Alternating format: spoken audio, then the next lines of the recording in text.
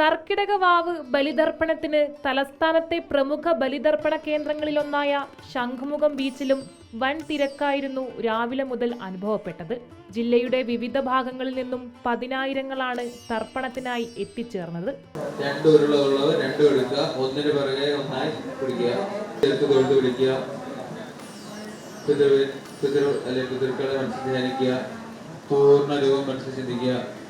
അമാവാസ്യ തിഥിയും ചേർന്ന ശോധനത്തിൽ പിതൃവിനെയും അജ്ഞാത പിതൃക്കളെയും ശംഖുമുഖം തീർത്ഥസ്ഥാനത്തിൽ അമാവാസ്യ ശ്രാദ്ധമൊട്ടി കുളിച്ച് ഈറനണിഞ്ഞെത്തിയാണ് പിതൃക്കൾക്ക് ബലി അർപ്പിക്കുക.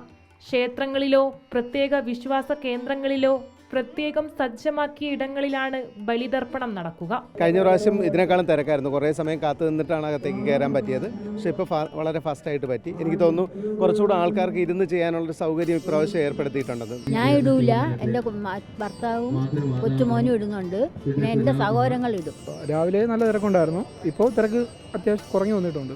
കഴിഞ്ഞ വർഷത്തെക്കാളും കൂടുതൽ വിപുലീകരിച്ച് നമ്മൾ ചെയ്തിട്ടുണ്ട്. നന്നായിട്ട് പോകുന്നുണ്ട്.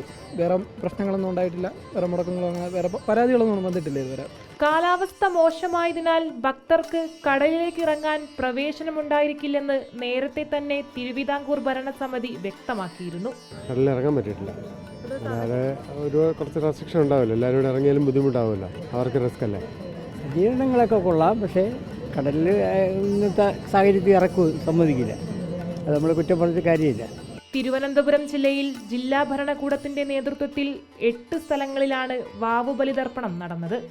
Reporter Archana Raveendran, in reporter, Thiruvananthapuram.